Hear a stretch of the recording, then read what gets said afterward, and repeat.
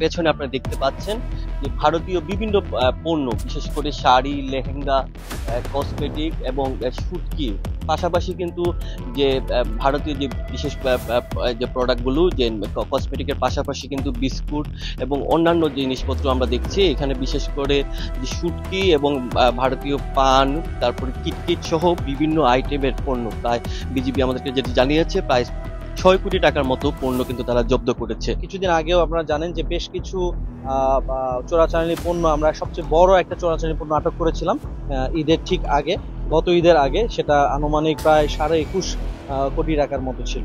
তো আমরা সেই ধারাবাহিকতা অব্যাহত রেখেছি। সেটার এই ধারাবাহিকতায় গত 24 ঘন্টায় আমরা আনুমানিক টোটাল ভারতীয় অন্যান্য বিভিন্ন আইটেম আমরা জব্দ করেছি, আটক করেছি। গত 24 ঘন্টায় এই সিলেটের যে তামাবিল, তারপরে এই শ্রীপুর, এই বিওপির আওতাধীন যেসব সীমান্ত এলাকা আছে সেসব এলাকায় কিন্তু বিজিবি অভিযান পরিচালনা করে কিন্তু এই অভিযান পরিচালনা করে কিন্তু প্রায় 6 কোটি টাকার মতো কিন্তু এই ভারতীয় পণ্য জব্দ করা হয়।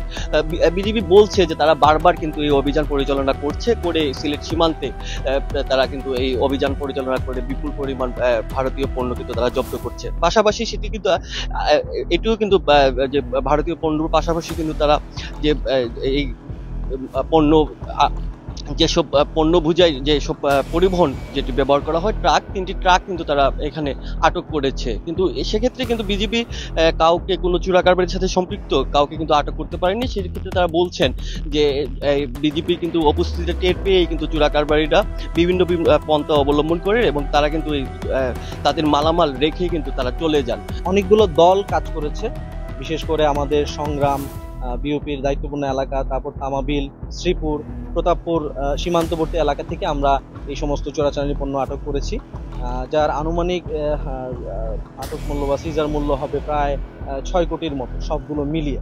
তো এখানে আমরা কিছু ডিসপ্লে করতে পেরেছি, বাকিগুলো অন্যান্য বিওপির মধ্যে রয়েছে।